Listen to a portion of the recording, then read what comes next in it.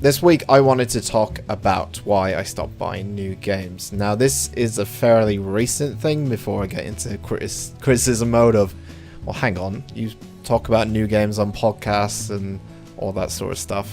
Why are you telling us now you stopped buying new games? So when I was thinking for new ways to improve the channel or expand it in terms of its content, one of the things I wanted to do, which I have said in the past, was to include older games, not just new games. And this was down to the fact that I have a tremendous amount of games on my Steam library, as many of us do. I currently have well over 500 games on my Steam library, and I probably have played about, I would say, less than a fifth of them, which is one of the reasons why I stopped buying brand new games on release date.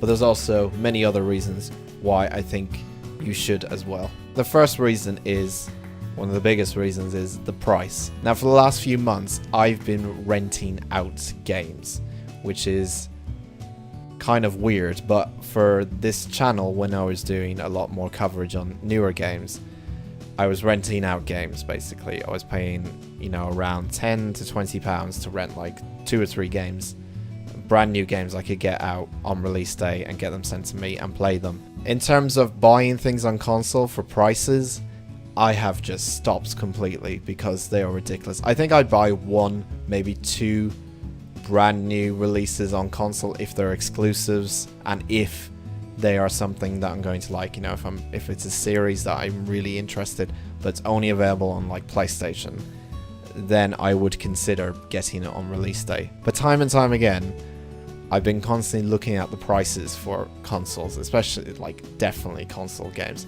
and they are actually ridiculous how much these games are on release day now. One of the games I really wanted to play because there were so many good things said about it, and still so many good things said about it now, is Horizon Zero Dawn, and I just got around to playing that right now.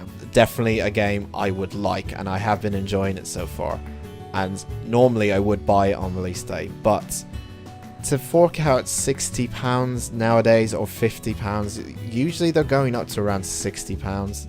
I'm sorry, I don't know the US dollar conversion rate on that, but you know what I mean. It's really ridiculous how much the prices of these games are. I know you can blame inflation, you can blame Brexit if you want, and all those kind of things. In fact, that multi-platform games are much more cheaper on PC, and they always have been.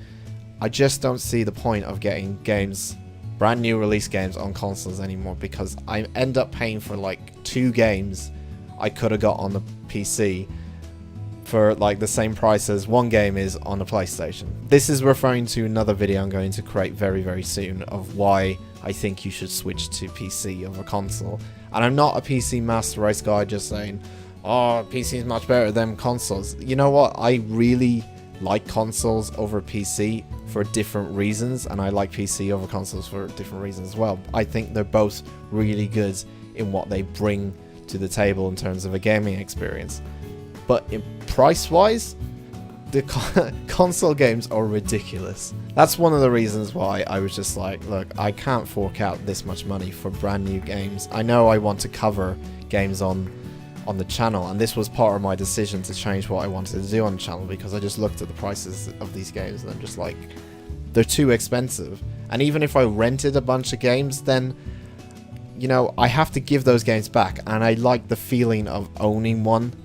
But to own one, you need to have a lot of money. Another point is that there are so many games that come out every single month. Like, it's ridiculous. Especially this year, there's been so many really, really good games this year, which is fantastic. But we're not even in October, November time, and there's going to be a shit ton. I don't know how anyone's going to get through all the new releases that come out in October and November.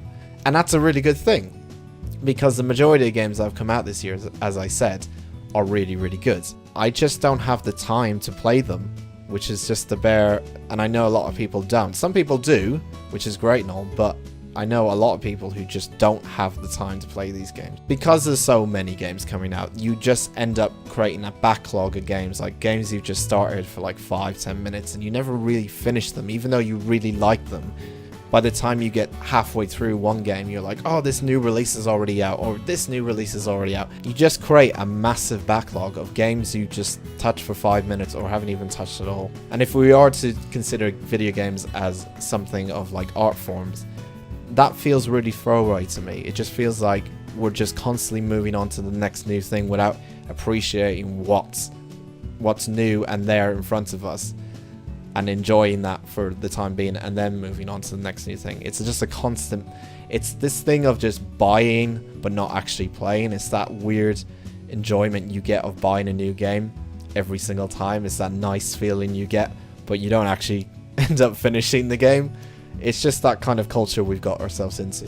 This is mainly due to PC, because Steam has so many games that come out. Instead of just constantly buying new releases, I'd rather just take one game or a couple of games, enjoy them for the time being, and don't worry about the new releases. They'll always be there for you. You know, there's this feeling of you have to be on it, like the hype train when it comes out, you know, when everyone else is playing it, because everyone else is talking about it. And that's just the way we are, and we can't really change that about us. You know, if we get excited about something, we want to tell everyone about it.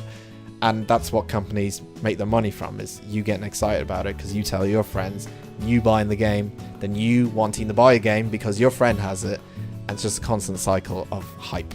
Indie titles are another thing that has changed my buying of new games. And when I say new games, I'm mainly talking about, you know, your big AAA games. The rise we've seen in the last, I would say 3, 4, maybe 5 years of incredible, like absolutely incredible indie titles that do something completely new that the AAA publishers and developers never even touched is just staggering. It's just insane. I do find myself enjoying indie titles a lot more, and there is a lot of reasons for that. Obviously, when I say prices and stuff, obviously indie game titles are a lot cheaper than they are AAA, but I don't really judge a game on its price, because the price is just a temporary thing. It's always going to go down at some point, except if you're Nintendo.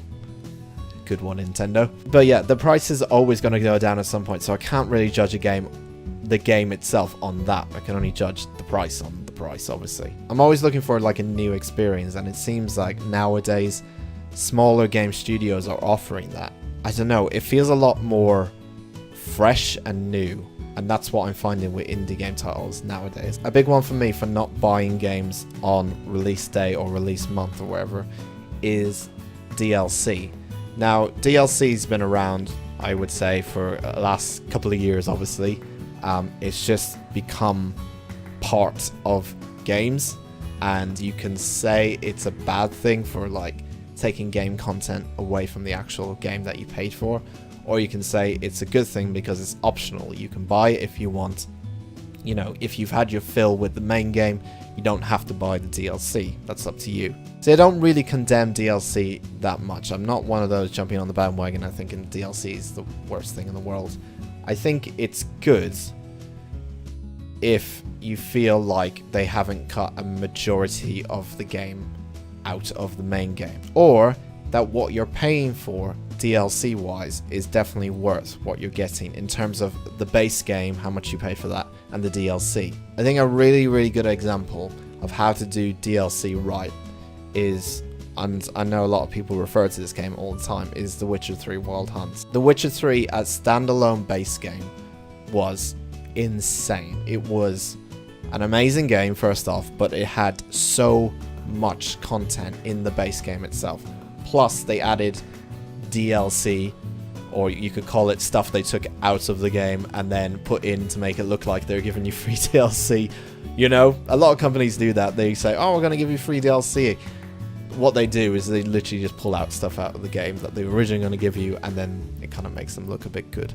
But the fact that they were giving out free DLC, and then they created 2 expansions which added, I think, around 45 hours more gameplay, which is just insane. And the fact that they were given a decent price, you know, it wasn't that expensive for a game that if you enjoyed The Witcher 3, you know, base game, you are getting an amazing, much more hours in an amazing experience from this game. Personally, for me, if I can, I will wait, because again, as I said, price will go down, but also you'll get like more of a complete package as the months go on, or like say a year later, you may get like the complete collection or all this stuff that they do nowadays. Early access titles, plain and simple, you don't know when the game is actually going to get finished. You are playing a demo of the full experience. And to be honest, playing early access titles, I feel ruins the full game experience when eventually, or if it eventually comes out. Say you buy an early access title and then a year and a half later, it's actually fully out.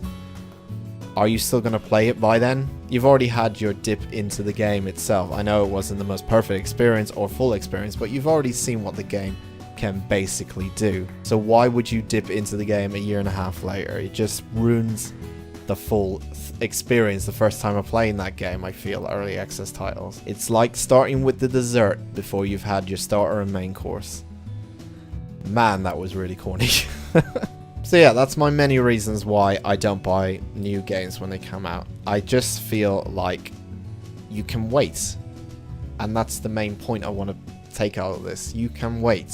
There's no reason to just buy these games outright when they come out at a higher price than you probably would get them later on, at less content most likely when more content comes out for that game as the game goes on. When you're buying a game on release date, you're probably going to get about 60, maybe 70% of what that game will fully become when all its content gets released. And to be honest, there's so many games out there that are been out for ages with every little bit of content for them already out.